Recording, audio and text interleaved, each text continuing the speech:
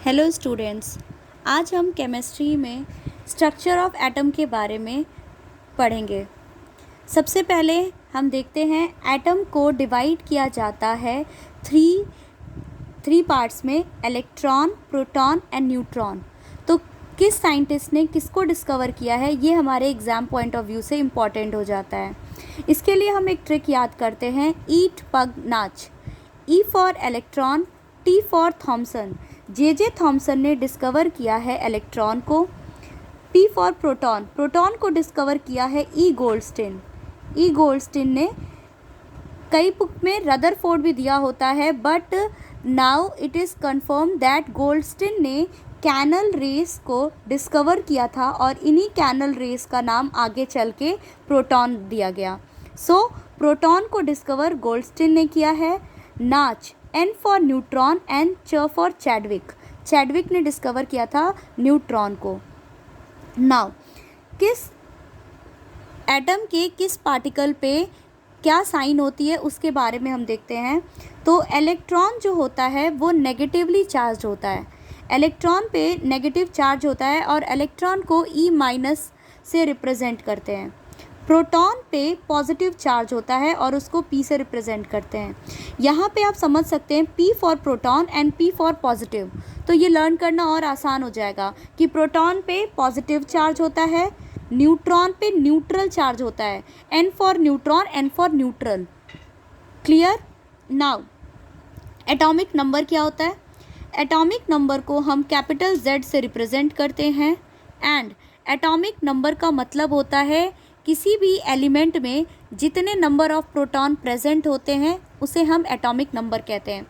For example hydrogen, hydrogen में number of proton 1 होता है एंड सो हाइड्रोजन का जो एटॉमिक नंबर क्या होगा, 1 हो जाएगा।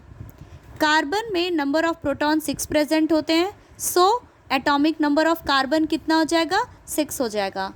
सो कंक्लूड अगर हम करें तो atomic number is equals to number of proton present in the element. Clear? Now mass number किसे कहते हैं? mass number means sum of proton plus neutron.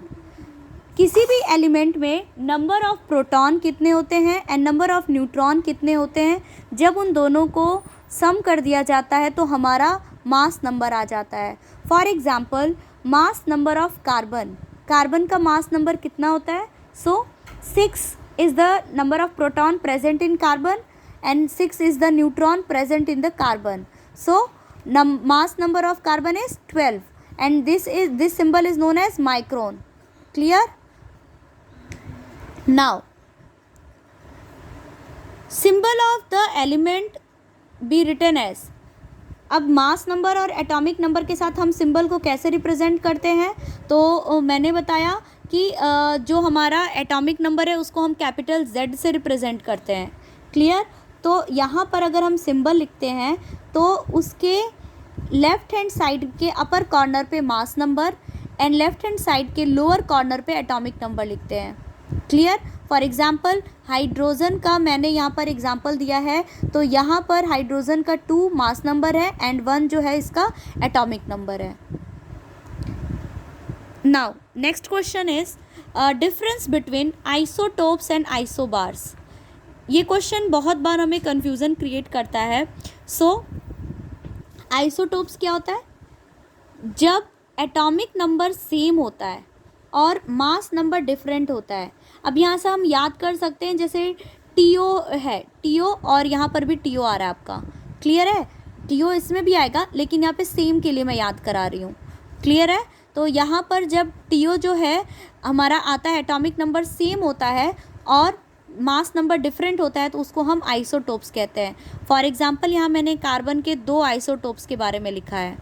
ठीक है? यहाँ पर देखिए इसका जो एटॉमिक नंबर है सेम है 6 और 6, लेकिन जो मास नंबर है पहले केस में 12 है और दूसरे में 14 है, तो ये आइसोटोप्स ऑफ कार्बन कहलाएगा।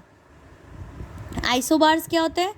जिसका एटॉमिक नंबर डिफरेंट होता है लेकिन मास नंबर सेम होता है।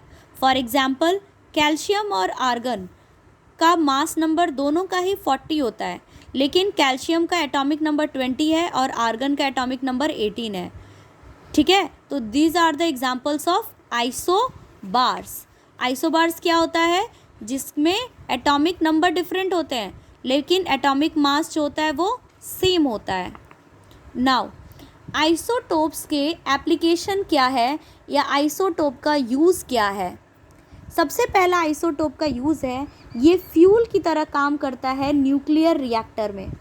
यूरेनियम का जो आइसोटोप है, आइसोटोप ऑफ यूरेनियम का यूज़ हम करते हैं न्यूक्लियर रिएक्टर में फ्यूल की तरह। आइसोटोप ऑफ कोबाल्ट, कोबाल्ट का जो आइसोटोप होता है उसका यूज़ हम करते हैं कैंसर का ट्रीटमेंट में, जो आज के टाइम पे बहुत ज़्यादा इम्पॉर्टेंट है।